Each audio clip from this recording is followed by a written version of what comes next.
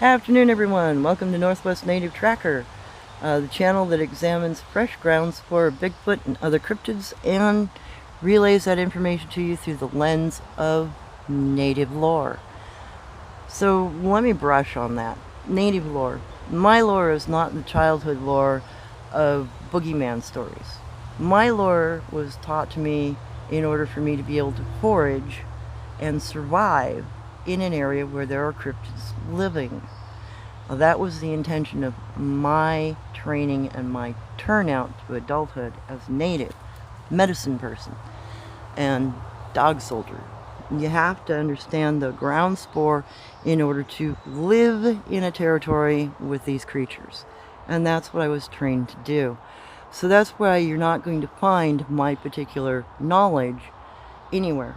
The reason is because nobody's utilized this knowledge for 130 years. 1800s was the last time anybody understood how to do what I do. That was the time of my great-great-great-great-great-grandmother, Wisa.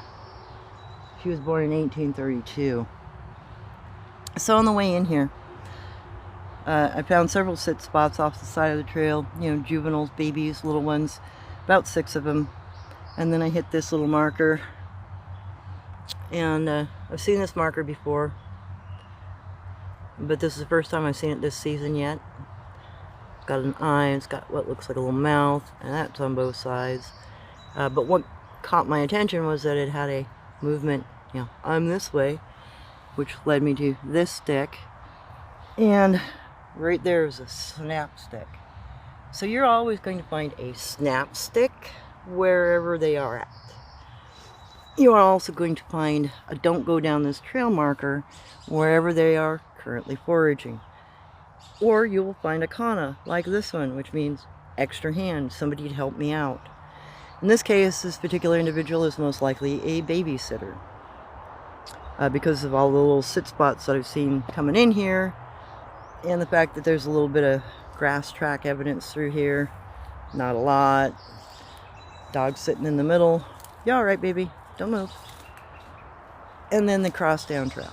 Mind you, there are no deer tracks, there are no bear paw marks, there are no cougar tracks. Mind you, there are also no bears or cougars in this area.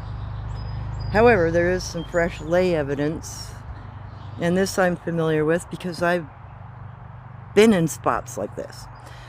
So when I was a child and Jen would let me nap with her, or near her, she would lay down a bundle of sticks so I could lay on top of the sticks and stay off the ground so I wouldn't get cold, and she'd lay me down a pillow out of bark.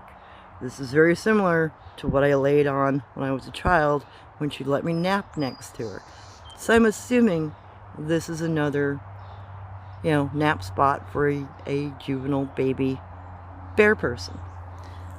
Because it's the same ground spoor I'm familiar with, having been in a spot like that when I was a kid. So, if I were here foraging, and I were trying to survive next to these people, I would go down this trail. I would go see what they ate.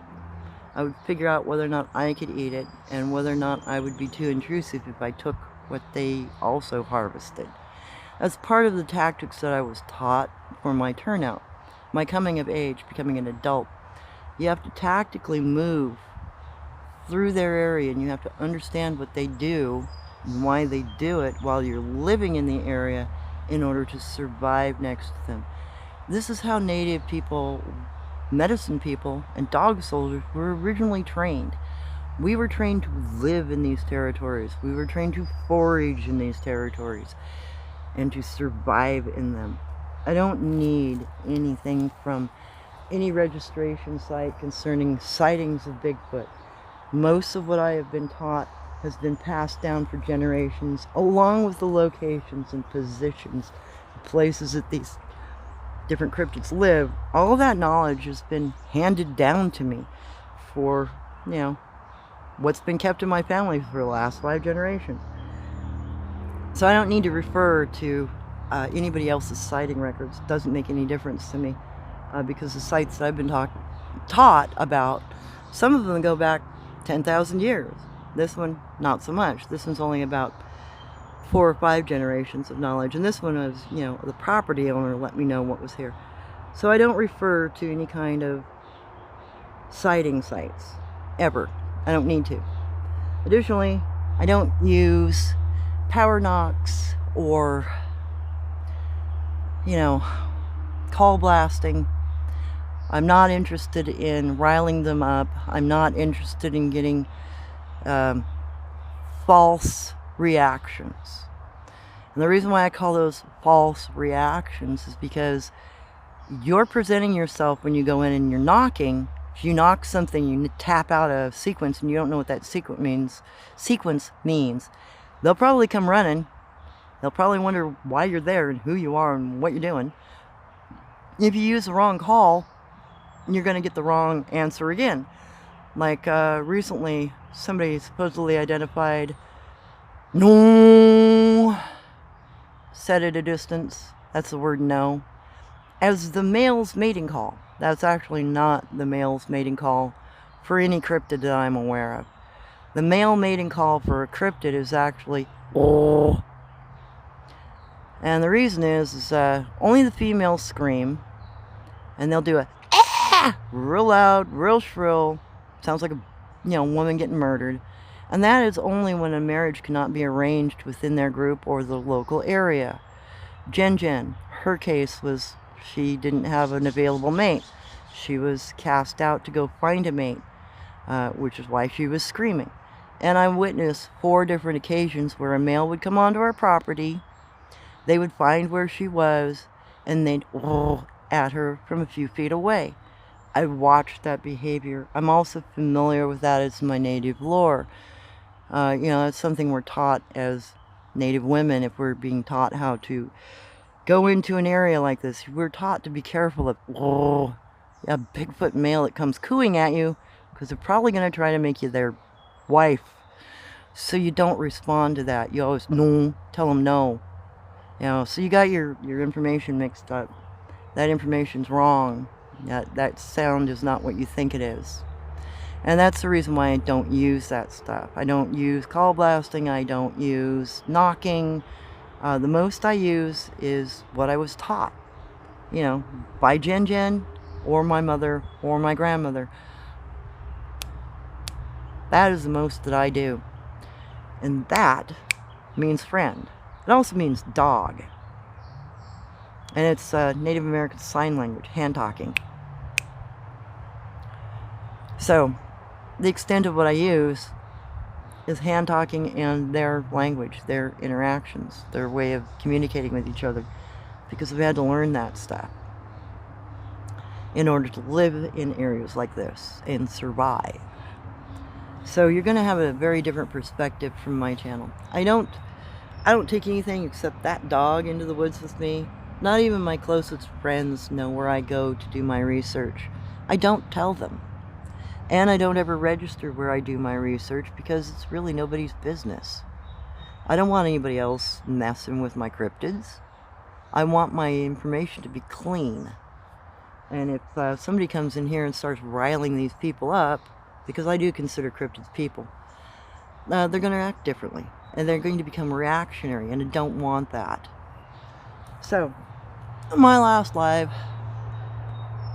and the reason why I can get the communications I do is I'm putting myself in their cross-through areas. I'm putting myself in their territories.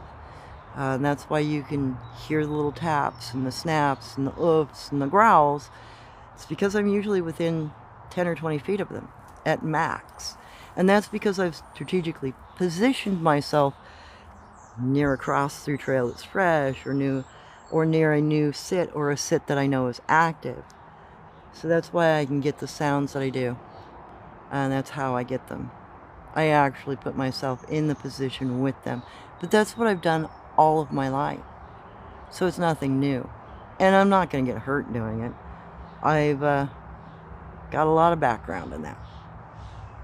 So this was the sort of stuff that was taught to Native children as back in the 1800s. How to identify that is not a cougar or bear trail, and it is actually a cryptid trail, which means if you are out foraging, if you don't know that cryptid group, you avoided them because you might become a meal. Anyway, if you feel like supporting my efforts to get out and about to my old sites and show you more, material like this of fresh evidence and fresh activity, please consider supporting me. Please visit my GoFundMe. I'm utilizing my GoFundMe to get a RV of some sort, probably a pop-up to haul behind my Jeep. That way I can get out at least into the areas I need to be. And then the Patreon I am setting up to try to replace my current income so I can do this 24/7. I have a lot of spots I'd like to revisit. I have 10 years worth of travels to revisit. So it's probably going to take me another 10 years just to record them all. Anyway, I'm under the same handle, Northwest Native Tracker, for both GoFundMe and Patreon. Or you can do a funding search for GoFundMe using the phrase Fund Northwest Native Trackers Bigfoot Expeditions. And I'm still doing some more free stuff on my Patreon. I'll be putting up all of the most common kana that you'll find. Like fire, person. I might even put up an example of a snap stick so people understand wherever you find a snap stick, you're going to find activity. That way people will have a little better understanding of why I point out the things I point out. Anyhow, hope you enjoyed this. Have a great day.